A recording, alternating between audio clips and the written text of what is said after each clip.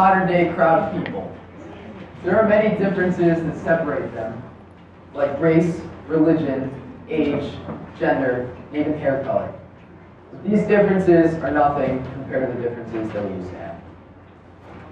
We were never alone.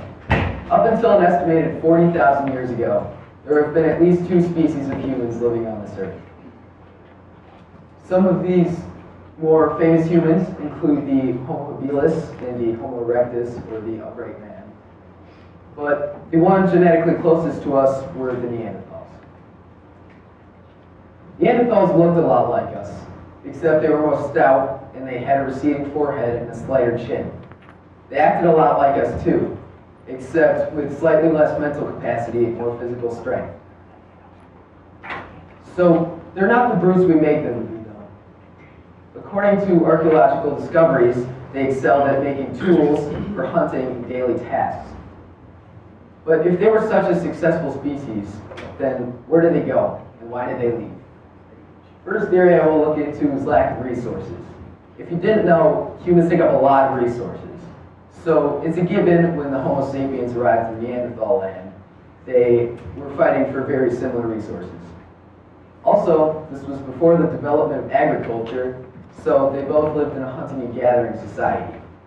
Did you know that the average hunter-gatherer takes up 3 square miles of resources in their lifetime?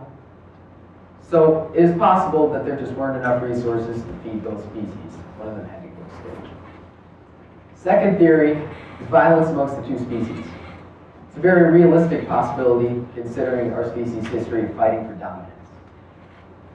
It would have been a classic brain versus brawn type of battle, and would have been very close if you didn't consider the numbers. Homo sapiens, us, are said to have outnumbered the Neanderthals by more than 9 to 1. So if we did have this much of a population advantage, it wouldn't have even been close. What Neanderthals would have had on their side was their physical strength. After thousands of years of hunting animals 5 times their size and dragging it home to eat it, they developed a thicker bone and muscle structure with intense strength. What Homo sapiens brought to the table was our brain. Physically, our brain was very similar size to the Neanderthals, but they just functioned very differently. An Oxford study shows that Neanderthal brains were more geared towards sight and controlling their large bodies. Ours were more meant to think. So the fight for dominance would have been very close if we did not outnumber them so greatly. The third theory is that they never went extinct in the first place. Svante Pääbo is an evolutionary biologist who took DNA samples from Neanderthal bones and sequenced them.